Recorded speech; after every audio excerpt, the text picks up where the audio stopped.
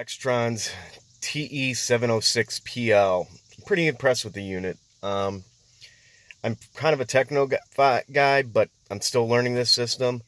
But there's not a whole lot of instructions out there that are in English or that are clear. So, first things first, a lot of questions people have is how quickly does it boot up? So we'll boot it up. It's that quick. Really impresses me, actually. Now it does do this quick cycle of power off and then power back on, but at the same time, nothing's really lost. Sound quality is pretty good. Pretty happy about that.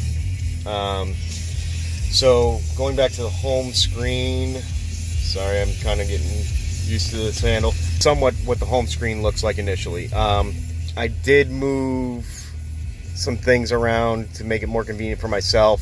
I took the time off because I wasn't so keen on having it right there in front of me. There was another option I wanted to try. There's the time option I went with.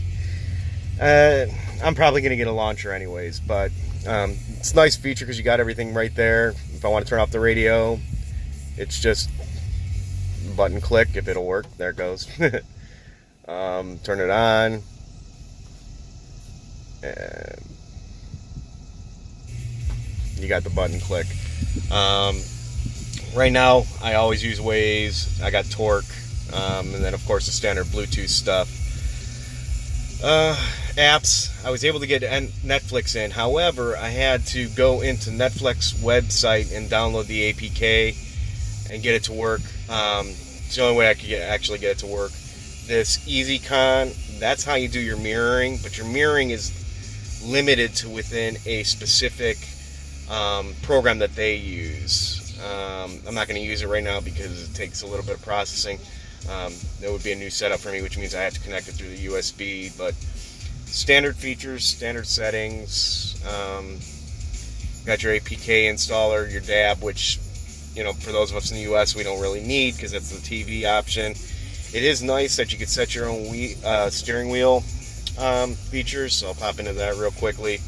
I haven't set all mine yet, but for the most part, I've got all the basics in there, which is nice.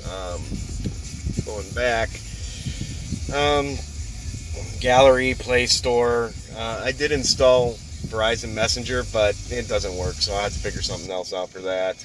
And then, of course, all the original icons that they have. Secure tether.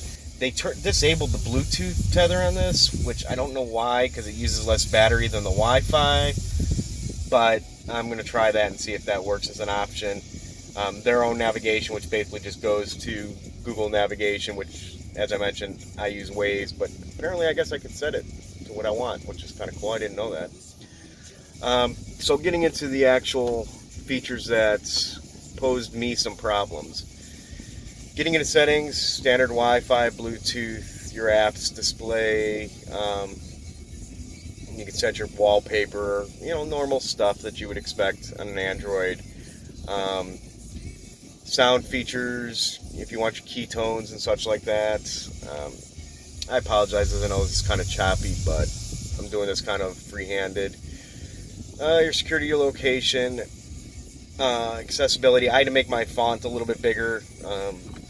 I'm in my 40s and it takes a little bit, you know, I got to see better. So most of their features that you're going to need to know about are in here. So you got your element, which allows you to set your colors for your actual panel lights.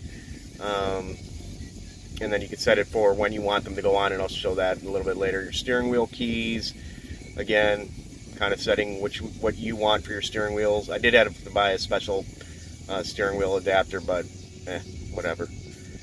Amplifier. I'm pretty impressed with this amplifier. It's got the loudness feature. You can set your custom. Pretty nifty. You got your two backs, actually. Let's see, your navigation, your driving settings, factory settings, extra settings.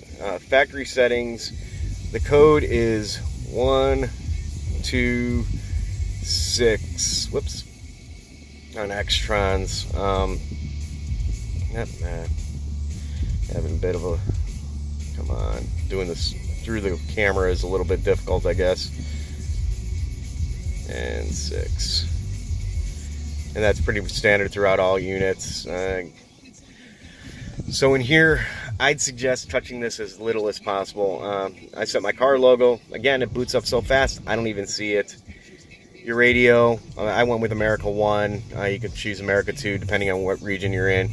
This is going to be one of your key ones that I did have a problem with. So, for the navigation, the voice was very low, so I had to actually turn it up to 12, which is the system, not the Bluetooth, the system. And then, of course, your radio, it allows you to play a little more tighter control of your sounds. CAN bus I didn't mess with. Stay away from key study. Everybody I've heard has said don't mess with key study because it'll mess up your whole system. In other, you've got your standard, your brightness, when you want your actual panel lights to come on, front camera, your LED types. The only thing I did like, which I thought was pretty neat, is your boot default volume. I hate getting into the car, and because I was blasting it on my last ride, it's too loud. So I've got it set for 3. It's nice because every time, I got to turn it up, but at least I'm not getting blasted out of the car when I first sit down. That's the gist of the basics. You got your standard drop down.